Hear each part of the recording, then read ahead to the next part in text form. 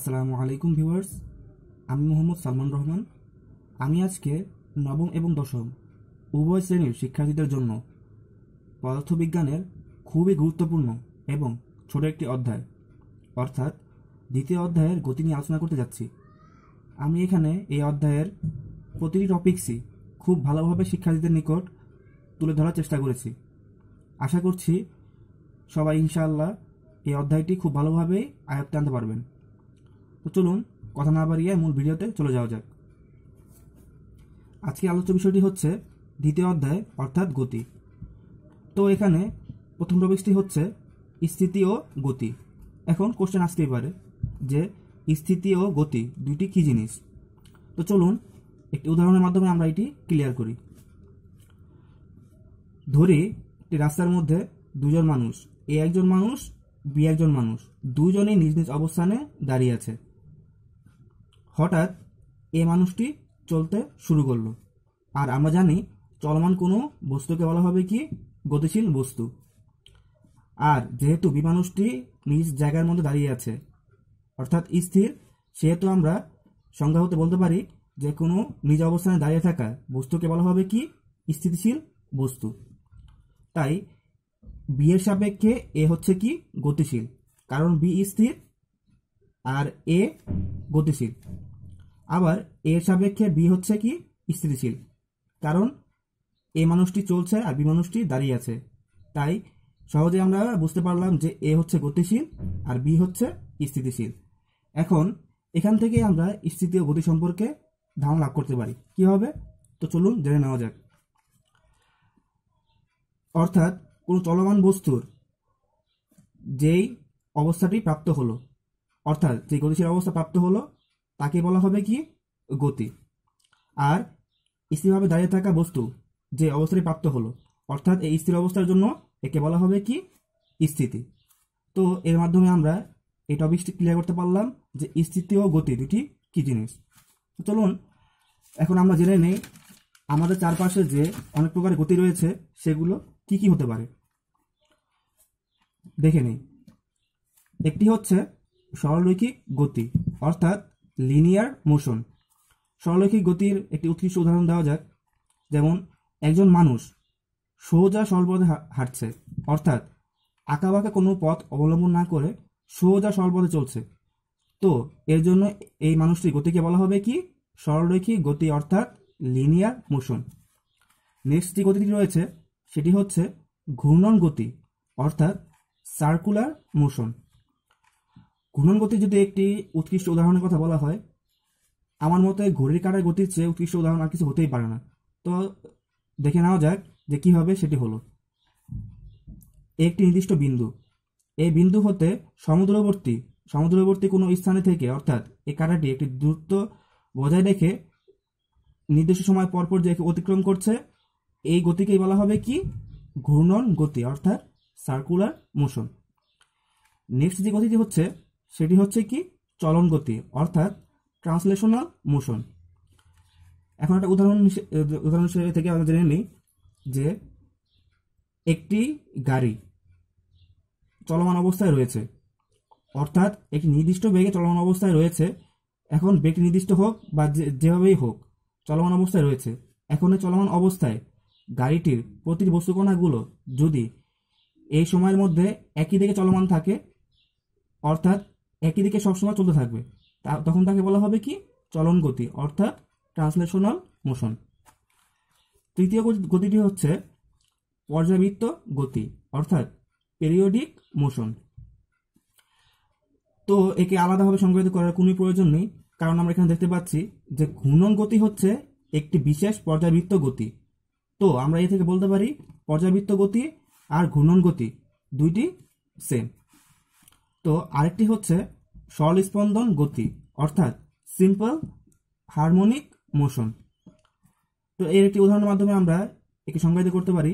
যেমন একটি স্প্রিংয়ের মধ্যে একটি বস্তুকে ঝুলিয়ে দিলাম, ঝুলিয়ে দেওয়ার পর একে যদি আমরা দোল খাওয়াই, তাহলে এই দোল খাওয়ানোর যে গতিটা প্রাপ্ত হলো বস্তুটা সেটি হলো কি সরল স্পন্দন গতি অর্থাৎ সিম্পল হারমোনিক মোশন। এখানে এটি হচ্ছে স্প্রিং আর এটি হচ্ছে বস্তু। তো বন্ধুরা আমরা খুব সহজেই গতি সম্পর্কে ধারণা লাভ করলাম। এখন তাহলে নেক্সট টপিক্সে যাওয়া যাক। নেক্সট টপিকসটি হচ্ছে স্কেলার রাশি ও ভেক্টর রাশি। তো আমরা জেনে নেই স্কেলার রাশি ও ভেক্টর রাশি দুটি কি। যে রাশি প্রকাশের জন্য মানের প্রয়োজন হয়, দিক নির্দেশনার কোনো প্রয়োজন হয় না, তাকে স্কেলার রাশি বলা হয়। শুধুমাত্র মানের প্রয়োজন হবে, দিকের কোনো প্রয়োজন হবে না, তখন তাকে বলা হবে কি? স্কেলার রাশি। আর যে রাশি প্রকাশের জন্য মান ও দিক নির্দেশ উভয়ের প্রয়োজন হয়, তাকে ভেক্টর রাশি বলা হয়। অর্থাৎ স্কেলার রাশি প্রকাশের জন্য শুধুমাত্র মানের প্রয়োজন, আর ভেক্টর রাশি প্রকাশের জন্য মান এবং দিক উভয়েরই প্রয়োজন। তো চলুন আর একটু ভালোভাবে ক্লিয়ার হওয়ার জন্য আমরা একটি উদাহরণ থেকে জেনে নিই। স্কেলার রাশি হতে ভেক্টর রাশিকে আলাদা করার জন্য ভেক্টর রাশিকে বোল্ড অক্ষরে বা রাশিটির উপর তীর চিহ্ন দিয়ে লেখা হয়। বোল্ড বলতে কি? সেটি বড় হোক বা ছোট হোক, তাকে মোটা অক্ষরে লেখা হবে ইংলিশে, সেটি হচ্ছে কি বোল্ড। অথবা রাশিটির উপর তীর চিহ্ন দিয়ে লেখা হয়। যেমন স্কেলার রাশি যদি আমরা ছোট হাতের এ ধরি, তাহলে ভেক্টর রাশিকে আমরা ছোট হাতের এ লিখে যদি একটা তীর চিহ্ন দিয়ে দিই উপরে বা নিচে, সেটি হয়ে যাবে কি? ভেক্টর রাশি। তো বন্ধুরা, এ থেকে আমরা খুব সহজেই স্কেলার রাশি ও ভেক্টর রাশি সম্পর্কে ধারণা লাভ করলাম। এ সম্পর্কে বিস্তারিত তোমরা উপরের শ্রেণীতে ভালোভাবে জানতে পারবে। তো চলো নেক্সট টপিক্সে যাওয়া যাক। নেক্সট টপিকসটি হচ্ছে দূরত্ব ও সরণ, অর্থাৎ ডিস্টেন্স অ্যান্ড ডিসপ্লেসমেন্ট। দূরত্ব এবং সরণ দুটো একই জিনিস হওয়ার পরও এদের মধ্যে ভিন্নতা রয়েছে, কারণ দূরত্ব হচ্ছে স্কেলার রাশি আর সরণ হচ্ছে ভেক্টর রাশি। তো আমরা একটি উদাহরণের মাধ্যমে এটি দেখে নিই। ধরি চিত্রে একটি আঁকাবাঁকা রাস্তা রয়েছে। এখানে 0, 1, 2, 3 এগুলো হলো কি? কিলোমিটার। তো ধরি একটি বস্তু এ অবস্থানে দাঁড়িয়ে আছে, অর্থাৎ 0 কিলোমিটারে দাঁড়িয়ে আছে। তো এখান থেকে সে যাত্রা শুরু করলো। যাত্রা শুরু করে চলতে চলতে চলতে সে বি অবস্থানে পৌঁছালো।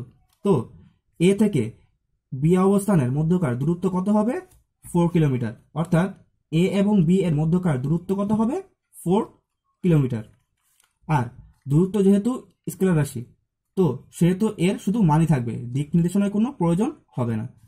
তো এখন আমরা যদি সরণ বের করতে যাই, তাহলে কিভাবে হবে? এ অবস্থানের সাপেক্ষে বি অবস্থানের সাপেক্ষে বি অবস্থানটা হলো কি? সরণ। অর্থাৎ এ বিন্দুর অবস্থানের সাপেক্ষে বি বিন্দুর অবস্থান হলো কি? সরণ। আর সরণের এখানে মানটা হবে কত? 3 কিলোমিটার। 0 থেকে 3 অর্থাৎ 3 কিলোমিটার। যেহেতু সরণ ভেক্টর রাশি, সেহেতু এর মানের সাথে সাথে দিকেও থাকতে হবে, তাই আমরা দিককে চিহ্নিত করে দিচ্ছি। এ থেকে বি পর্যন্ত একটি দাগ টেনে দিলাম। এই তীর চিহ্নিত স্থানটি হচ্ছে কি? সরণের দিক। যেহেতু আমরা দূরত্বের শুধুমাত্র মান পেলাম, সেহেতু দূরত্বটি হচ্ছে কি?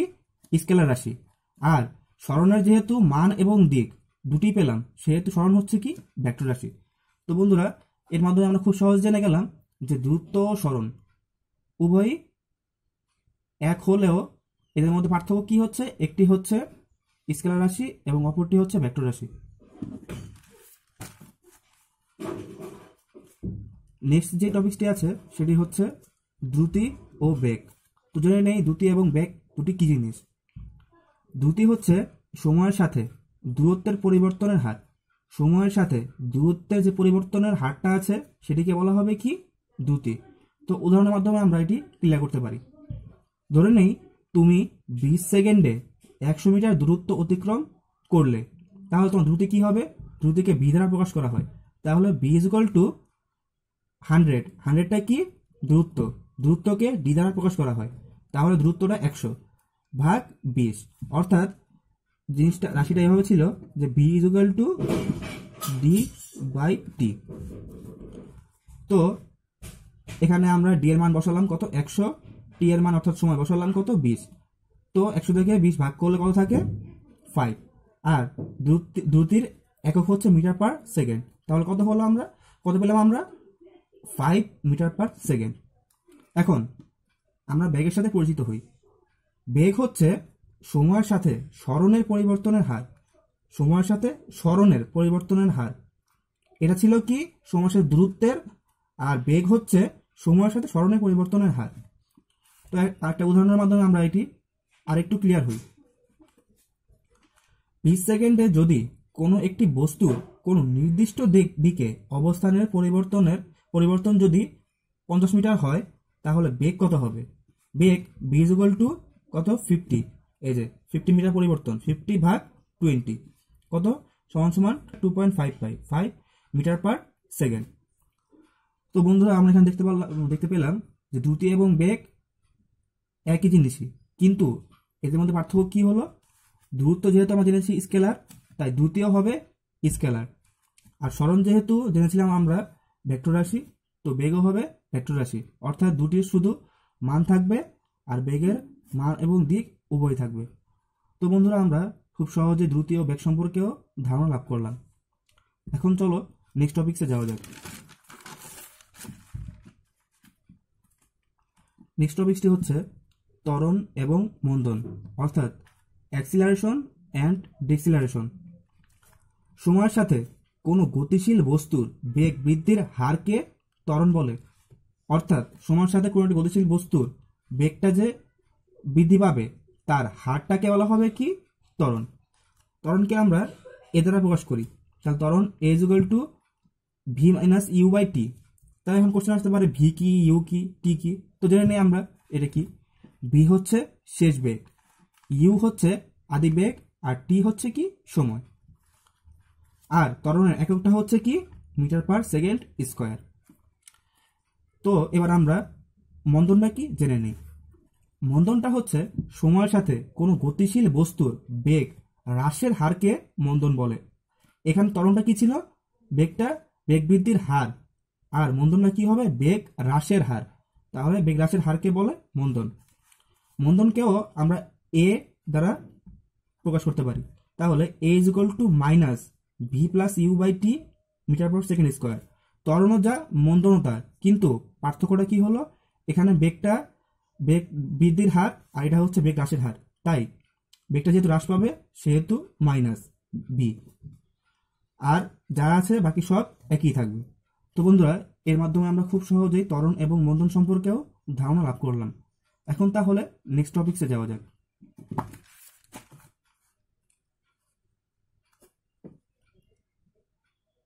তো নেক্সট টপিকটি হচ্ছে গতির সমীকরণ। কোনো চলমান বস্তুর গতিটি কিরূপ হবে তা আমরা এই সূত্রগুলো থেকে ধারণা লাভ করতে পারি। এখানে মোট 4টি সূত্র আছে। তো এখানে আমরা শুরুতে ক্লিয়ার হয়ে নেই যে এই সূত্রগুলোর মধ্যে যে রাশিগুলো প্রয়োগ হয়েছে সেগুলো কোন চিহ্ন দ্বারা কোনটিকে বোঝানো হয়। তো দেখে নেই আমরা। ইউ = কি? আদি বেগ, ভি শেষ বেগ, টি সময়, আর এসটা হচ্ছে দূরত্ব। তো বন্ধুরা আমরা তাহলে গতি সমীকরণ সম্পর্কেও ধারণা লাভ করতে পারলাম। এখন তাহলে পরন্ত বস্তু সম্পর্কেও জেনে নেওয়া যাক। নেক্সট টপিকটি হচ্ছে পরন্ত বস্তুর সূত্র, লস অফ ফলিং বডিজ। পরন্ত বস্তুর সূত্রটি বিজ্ঞানী গ্যালিলিও আবিষ্কার করেছিলেন। তিনি উঁচু স্থান থেকে দুটি বস্তু নিয়ে এই সূত্রটি পরীক্ষা করেছিলেন। তো জেনে নেওয়া যাক এই সূত্রগুলো কি কি। তিনি তার পরীক্ষা থেকে মোট 3টি সূত্র পেয়েছিলেন। তো সূত্রগুলো কি কি? প্রথমটি হচ্ছে স্থির অবস্থান ও একই উচ্চতা হতে বিনা বাধায় পরন্ত সকল বস্তু সমান সময়ে সমান পথ অতিক্রম করবে। অর্থাৎ স্থির অবস্থান ও একই উচ্চতা, অবস্থানটা স্থির হতে হবে ও একই উচ্চতা হতে হবে। বিনা বাধায় পরন্ত সকল বস্তু সমান সময় সমান পথ অতিক্রম করতে হবে। অর্থাৎ তুমি যদি স্থির অবস্থানে দাঁড়িয়ে থেকে তোমার কোনো একটি উঁচু স্থান হতে তোমার হাতে 2টি বস্তু রাখলে, অর্থাৎ ধরো সাপোজ একটা ইট নাও, আরেকটা পলিথিন নাও, হ্যাঁ পলিথিন। তো তুমি যদি সেই দুটিকে ছেড়ে দাও তাহলে সেই দুটি একই সময় একই পথ অতিক্রম করবে যদি কোনো প্রকার বাধা অতিক্রম না করে। অর্থাৎ বাতাসের বাধাই হোক বা যে কোনো বাধাই হোক, যদি কোনো বাধা প্রাপ্ত না হয় তাহলে সেই দুটি ভারী হোক অথবা হালকা একসাথে ফেলা হলে সব কিছু একই সাথেই পড়বে। তো বন্ধুরা, এ থেকে আমরা প্রথম সূত্রটি খুব ভালোভাবেই ক্লিয়ার করতে পারলাম। তো এখন দ্বিতীয় সূত্রে যাওয়া যাক। দ্বিতীয় সূত্রটি হচ্ছে স্থির অবস্থান থেকে বিনা বাধায় পড়ন্ত বস্তুর নির্দিষ্ট সময়ে প্রাপ্ত বেগ ওই সময়ের সমানুপাতিক। অর্থাৎ স্থির অবস্থান থেকে বিনা বাধায় পড়ন্ত বস্তুর নির্দিষ্ট সময়ে যে বেগটা প্রাপ্ত হবে তা ওই সময়ের সমানুপাতিক। অর্থাৎ সমানুপাতিক বলতে কি বোঝায়? বেগটা এবং সময়টা দুইটাই সমান হবে, অর্থাৎ বেগও যা হবে সময়টাও ঠিক তাই থাকবে। তো এ থেকে আমরা জানতে পারি যে ভি সমানুপাতিক টি। ভি হচ্ছে বেগ আর টি হচ্ছে সময়, আর সমানুপাতিক এই চিহ্ন দিয়ে প্রকাশ করা হয়। তো বন্ধুরা, এ থেকে আমরা দ্বিতীয় সূত্র সম্পর্কেও ধারণা লাভ করলাম। তো চলো তৃতীয় সূত্রে যাওয়া যাক। তৃতীয় সূত্রটি হচ্ছে স্থির অবস্থান থেকে বিনা বাধায় পড়ন্ত বস্তু নির্দিষ্ট সময়ে যে দূরত্ব অতিক্রম করবে, অর্থাৎ নির্দিষ্ট সময়ে যে দূরত্বটা অতিক্রম করবে তা ওই সময়ের বর্গের সমানুপাতিক। তাহলে এখান থেকে আমরা কি জানতে পারি? যে দূরত্বটা হচ্ছে কি? এইচ। আর সমানুপাতিক, শুরুতে আমরা দেখেছিলাম সমানুপাতিককে এই চিহ্ন দ্বারা প্রকাশ করা হয়, ঠিক সেম এখানেও একই সমানুপাতিক চিহ্ন। যেহেতু বর্গ বলেছে সেহেতু টি স্কোয়ার বর্গের সমানুপাতিক। তো বন্ধুরা, এ থেকে আমরা খুব সহজে দ্বিতীয় সূত্র সম্পর্কে জেনে নিলাম। তো এখানে একটি ইম্পর্টেন্ট জিনিস তোমাদেরকে দেখিয়ে দেই, সেটি হচ্ছে তিনটি বস্তুর মধ্যে একটি কমন জিনিস রয়েছে। সেটি কি? স্থির অবস্থান থেকে বিনা বাধায় পড়ন্ত বস্তু। এখানেও ঠিক সেম, স্থির অবস্থান থেকে বিনা বাধায় পড়ন্ত বস্তু। আর প্রথম সূত্রটি আমরা জেনেছিলাম যে এই যে স্থির অবস্থান থেকে বিনা বাধায় পড়ন্ত বস্তু। তো মূল কাহিনী কি হবে এখানে? যে স্থির অবস্থান হতে হবে আর বিনা বাধায় পড়তে হবে, তাহলে গ্যালিলিওর এই পরীক্ষালব্ধ ফলাফলটি সঠিক প্রমাণিত হবে আমাদের কাছে। তো বন্ধুরা, এ থেকে আমরা পড়ন্ত বস্তুর সূত্র সম্পর্কে ভালোভাবে ধারণা লাভ করলাম।